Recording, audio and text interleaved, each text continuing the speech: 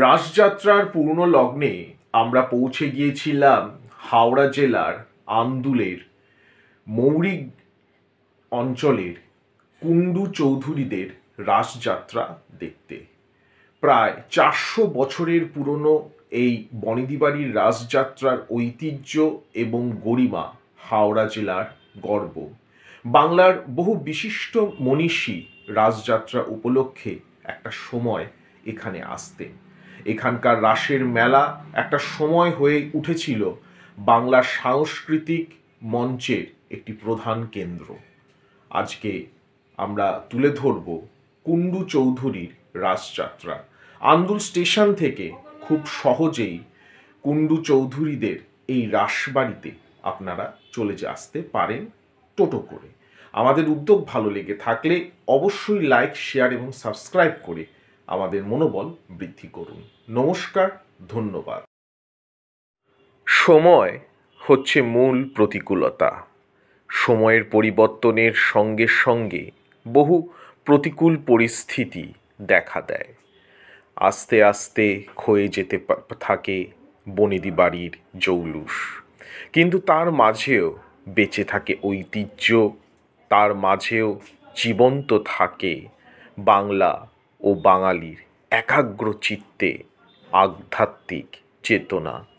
কড়িকাঠ পেরিয়ে আমরা যখন পৌঁছে গেলাম আন্দুলের মৌরির কুণ্ডু চৌধুরীদের বাড়িতে, তখন সময়ের চাকা যেন পিছিয়ে গেল।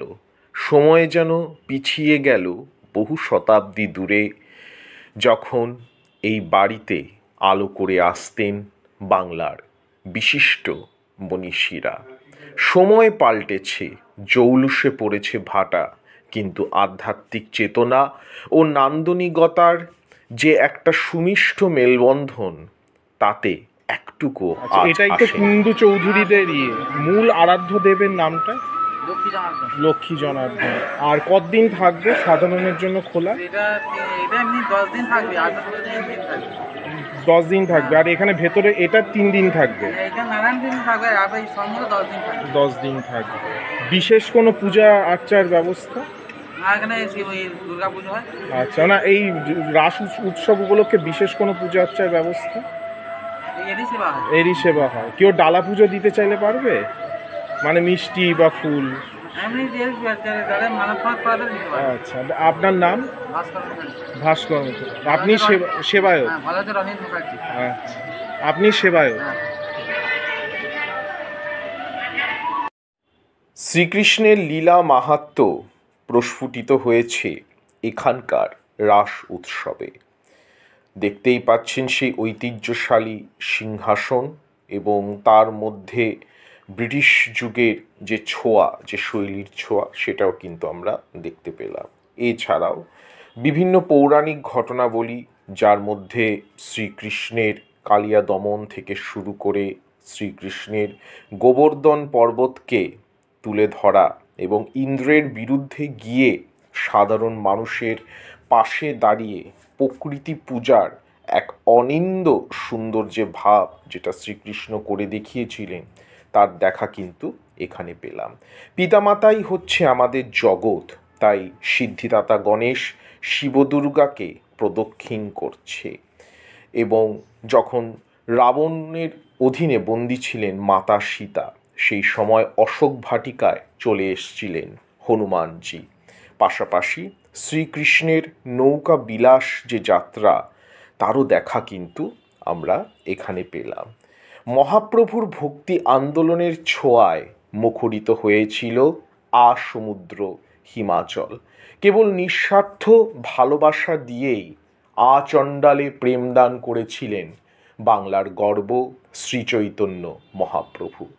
তারও দেখা কিন্তু আমরা পেলাম এই রাসের উৎসবে। তার নীলাচলে যে মহাপ্রভুর যাত্রা, সেই দেখা এখানে পেলাম। এর পাশাপাশি রাবণের সীতাহরণ থেকে শুরু করে অন্যান্য পৌরাণিক ঘটনাবলী, কংসের কারাগারের শ্রীকৃষ্ণ, অষ্টসখীদের দ্বারা বেষ্টিত শ্রীকৃষ্ণ, সমস্তই যেন এক নান্দনিক ও প্রযুক্তির সাহায্যে সাধারণ মানুষের কাছে প্রস্ফুটিত করা হয়েছে। আধুনিক যন্ত্র সভ্যতা বা আধুনিক প্রযুক্তি মেলবন্ধন করলেও তা কোনোভাবেই রাস উৎসবের যে ভিত্তি বা রাস উৎসবের যে ভাবনা তাকে ক্ষুণ্ণ করেনি। তার সাথে সে মিশে গেছে, সে একাত্ম হয়ে গেছে। আর সেখানেই কুণ্ডু চৌধুরীদের রাস উৎসবের সাফল্যতা। দেখতেই পাচ্ছেন বিশালাকায় প্রাঙ্গণ, বেলা যত বাড়ছিল মানুষের ভিড়, সাধারণ মানুষের ভিড় এখানে তখন হচ্ছিল।